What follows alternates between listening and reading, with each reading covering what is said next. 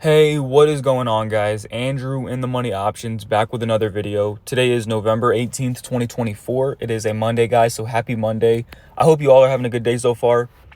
Right off rip, as you guys can see, we can see Tesla is up almost 8% in the pre-market session already, up $25 at $346 a share. On the week, Tesla actually rebounded from the red, being down 10% to now being up about 1.8%. On the past month, it's up 57%. What a month for Tesla so far. This thing has just been seeing so much unusual activity to the upside, and I see a lot of more strength coming in. As you guys can see, we can see around October 23rd, Tesla had a big pop to the upside, and then it was just kind of following to a little bit of a downtrend until the bulls start to pick up more steam around November 5th, and then they just bought Tesla up all the way up to $350 a share. And this kind of looks like a very similar pattern right here. From 350, Tesla slowly started to just kind of get sold off a little bit, but now we're starting to see that little momentum push to the upside. This could potentially give us a break above 350 to seeing potentially 355. So I'm looking at calls on Tesla above $350 a share. But we want to wait for continuation. Again, this is not financial advice. Make sure you guys play the retest and not the breakout, because it could definitely be a fake out breakout. Tesla in the past 5 years is up 1,300%. It was only up 600% in April, and now it's up 1,300%. Beautiful recovery on Tesla. Shout out to Elon Musk and Donald Trump working together. They even made the Department of Government Efficiency, which is Doge, and that's why Doge actually pumped from 9 cents a share all the way up to about 40 cents a share. Taking a look at Nvidia is down about 2% in the pre-market, down about $3. On the week, it's down about 6.4%. On the month, it's still up 5.4%. 3 months, it's up 14%. So this isn't anything major for Nvidia. As long as we can see another consolidation around 138 a share, as long as we don't drop below 132 a share, we could potentially continue on seeing higher highs. But if we break below this support zone right here, which is about 132.50 to 133 a share, we could actually potentially drop more. So as you guys can see on the past 3 months, Nvidia has been hitting higher highs ever since September 6th. So we hit a bottom here at 102, another one at 113, another one at 117, 131, 132. So as long as we don't break below 132 and we keep that higher low, we could potentially keep on seeing higher highs. Taking a look at Microsoft, it is down about 71 cents it is up 71 cents in the pre-market. On the week, it's down about 1.6%. On the past month, it's up 1.18%. So Microsoft is actually pretty choppy right now. The bulls and the bears are just trying to find a continuation, either to which side, the upside or the downside. Amazon up about 0.5%. They kind of got slammed hard. They hit on Thursday of last week, which is November 14th. They hit an all-time high of $215 a share, which is pretty incredible. History was made. That same day, they ended up, and this was again in the pre-market when they hit that all-time high. The same day, they actually ended up getting sold off back below $215 a share. So they dropped, and then the next day, which was on Friday, they dropped from 215 all the way down to 200 flats. Nice little sweep from the bulls, picking that steam up back from 200 up to 203.50s. Definitely curious to see what's going to happen with Amazon. Again, when a stock usually breaks an all-time high, they tend to continue on moving forward to the upside because there's so much bullish momentum. And we'll just have to wait and see. Taking a look at Google, I like to look at Google Class A shares just because they're a little bit more traded consistently. They're up about 60 cents in the pre-market. On the week, they're down about 3%. So from hitting highs of 180, they kind of got sold off a little bit. Now, this was a key support zone because around here, this was when we actually popped due to earnings. We popped up to 179, 180 a share, sold back off, and then we came back up. And when we see this little upside back here in what would you say, like 2 weeks, a week and a half of just straight sell, and then we recovered and we went all the way back up. Now we're kind of getting sold off a little bit quickly again. But there is a good side to it, is that Google hit a low around 168 a share, and it looks like they hit a low here around 170, 150 a share.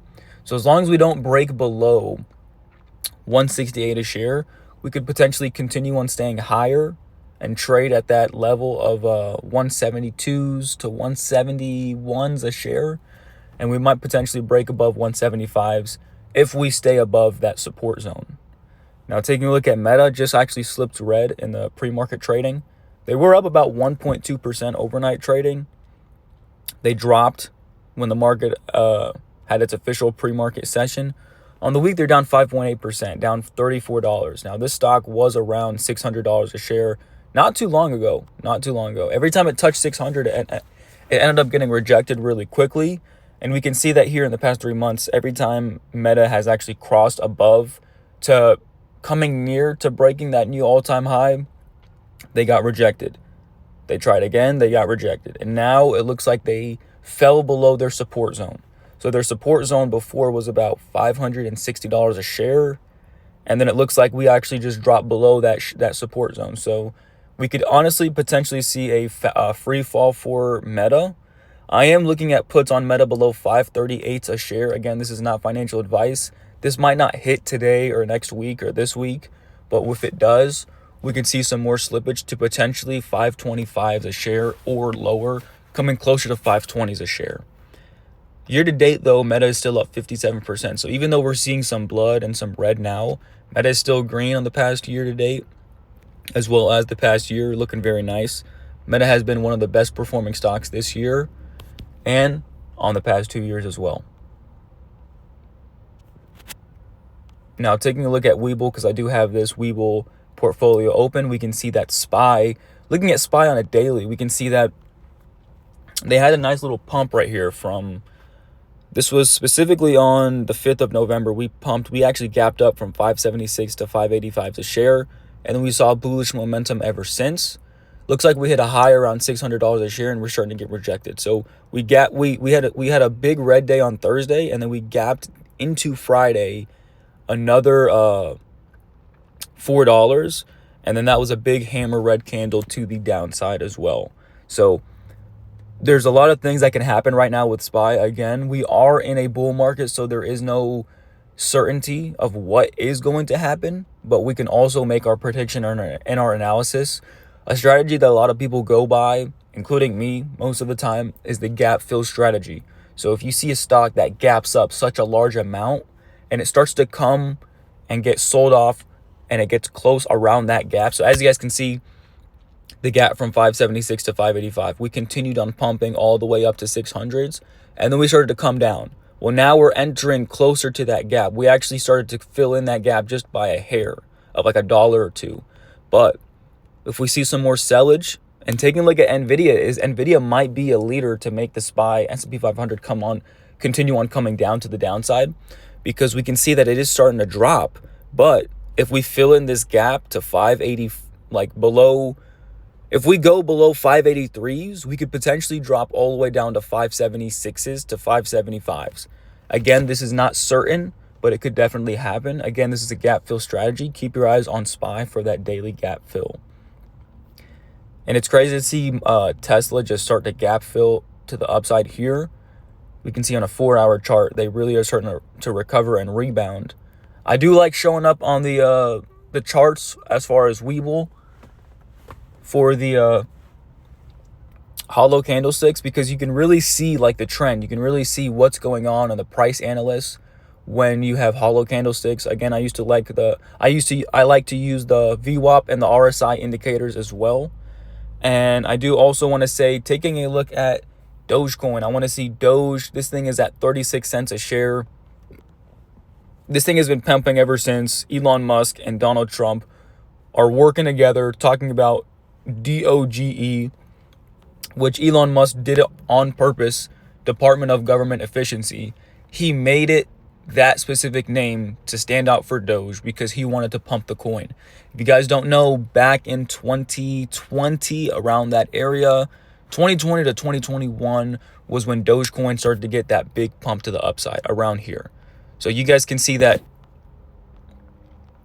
Dogecoin was just really ramping up, really pumping up. And then ever since Elon Musk went on Saturday Night Live and potentially started calling it that it was a joke. He didn't say it exactly like it was a joke, but he started to kind of like go towards the act of saying that it wasn't that important and it was just something fun. And then Dogecoin got sold off ever since. From 74 cents a share, it came all the way down to 9 cents a share. We saw some unusual activity throughout the time being, but now look at Dogecoin starting to come back up. A lot of people don't see this, but I'm going to say it right now. Elon Musk dumped Doge and sold Doge all the way down to the bottom. And now Elon Musk is pumping up Doge back to the top. It's crazy to see. He's the one that made it happen, and now it's going to continue on happening. He made it. He made it dump, and now he's making it pump. So that man is very tricky. He's got a lot of brains. And taking a look at Tesla on a weekly candle for the hollow candlesticks, we can see that we hit a high of 358. We got rejected really quick.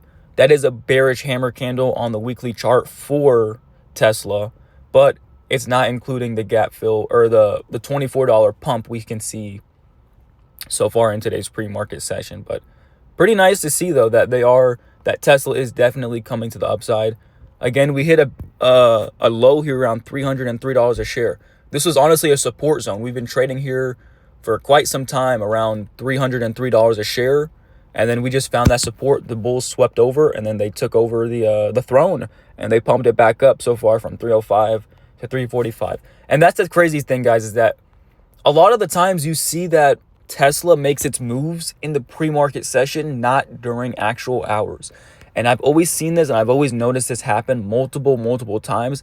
And I do want to add a little bit to this, is that it is somewhat it is very manipulated, but as you guys can see, it always has a big move. Like now it's up 7.5% just in the pre-market.